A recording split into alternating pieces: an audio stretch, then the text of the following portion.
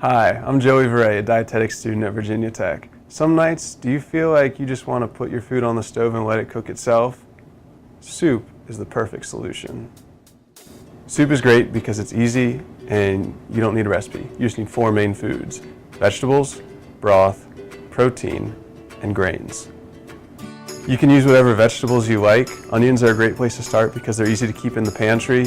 You can use other vegetables that you have around the house. If you don't have any fresh vegetables, you could also use frozen vegetables. We're going to start by just sauteing onions and garlic, and then we'll add the rest of our vegetables. And we just want to cook these until they're soft.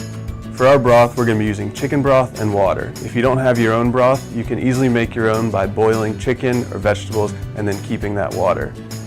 We're also going to be adding tomato sauce for a little extra flavor and consistency. We're going to be using beans as our protein for this recipe because you can keep them in the pantry and they're ready to go out of the can. But you could also use meat if you have some left over from another meal.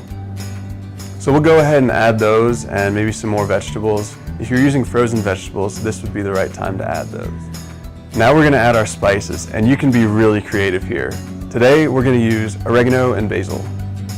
I'll be adding some leftover pasta to this soup for grains, but I'll be adding that at the end. Whole grain is a really good idea because it's better for you and it doesn't get as soggy. Another good option is brown rice, which you could add now before you put the lid on and simmer for 30 minutes. Now we'll go ahead and add the pasta and give it a stir and serve it up. I made a large batch, so maybe I'll save these leftovers for lunch tomorrow or put them in the freezer. There are many ways to build your own soup. Create a new family favorite and share your ideas today. Find more recipe ideas on our website.